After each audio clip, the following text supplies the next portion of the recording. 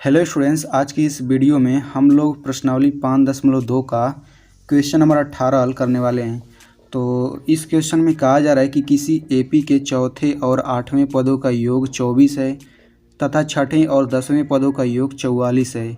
इस एपी के प्रथम 3 पद ज्ञात कीजिए।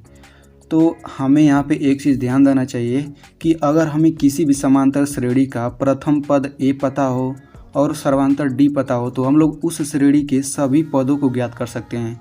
तो यहाँ पे प्रथम 3 पद पूछा है, तो हमें सबसे पहले उस श्रेणी का प्रथम पद ए ज्ञात करना होगा और सर्वांतर डी ज्ञात करना होगा। तो हम लोग लिखेंगे सबसे पहले, माना एपी का प्रथम पद स्मॉल ए है, माना एपी का प्रथम पद बराबर स्मॉल ए और सर्वांतर बराबर स्मॉल डी। ठीक ना। अब हम लोग यहाँ पे लिखेंगे प्रश्नानुसार। तो प्रश्न में कहा गया है कि किसी एपी के चौथे और आठवें पदों का योग 24 है, तो हम लोग इसको लिख लेते हैं। तो चौथा पद होता है A4, फिर प्लस आठवां पद होता है A8 बराबर कितना दिया गया है, इन दोनों का योग दिया गया है 24।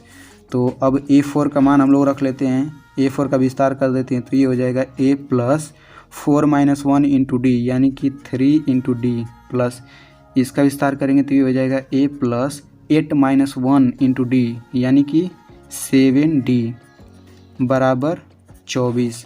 तो A कितना हो जाएगा, ये हो जाएगा 2A plus 3D plus 7D, ये हो जाएगा 10D बराबर 24।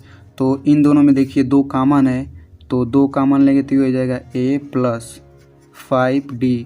अब 2 कॉमन लिया तो इसमें 2 से भाग दे दीजिए, तो ये हो जाएगा 2 एकम 2, 2 दूनी 4। इसे हम लोग समीकरण 1 मान लेते हैं। ठीक, इसके बाद से लिखेंगे पुनः प्रश्नानुसार।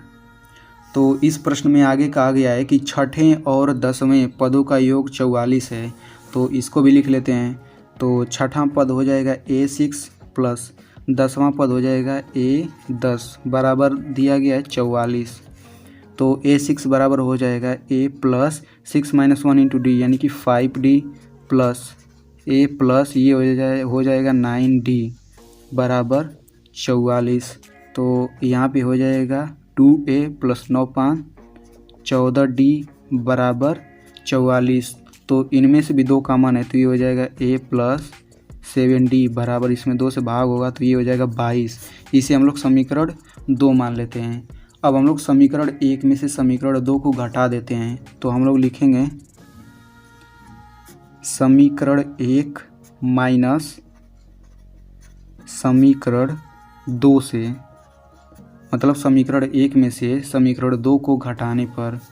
तो समीकरण 1 है A प्लस 5D बराबर 12, समीकरण 2 है A प्लस 7D बराबर 22।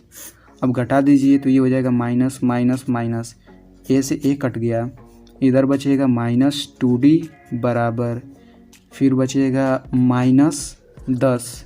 ठीक ना। तो माइनस से माइनस कट गया और D बराबर हो जाएगा 2 5 6 10, D का मान आ गया 5। देखिए D बराबर 5 आ गया, तो इसको हम लोग समीकरण 1 में रख देते हैं।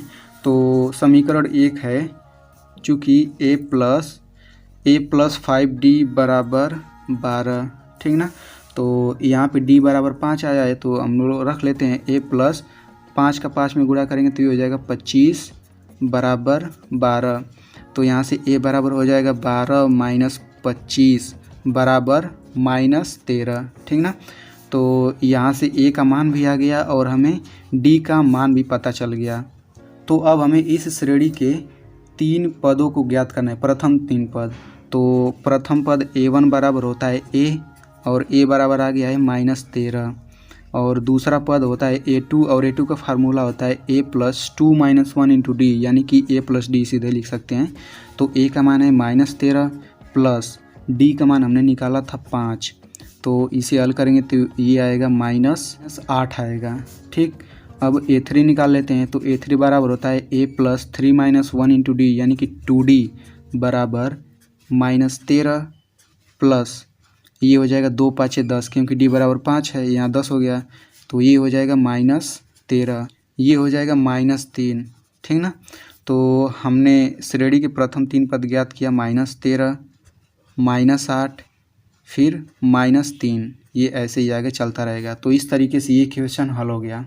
तो स्टूडेंट, यदि आप ऐसे ही क्लास 10th के एनसीईआरटी मैथ को सरल तरीके से पढ़ना चाहते हैं तो आप मेरे चैनल को सब्सक्राइब कर सकते हैं, और सब्सक्राइब करने के बाद इस घंटे के निशान पे क्लिक करके ऑल पे क्लिक कर दीजिए।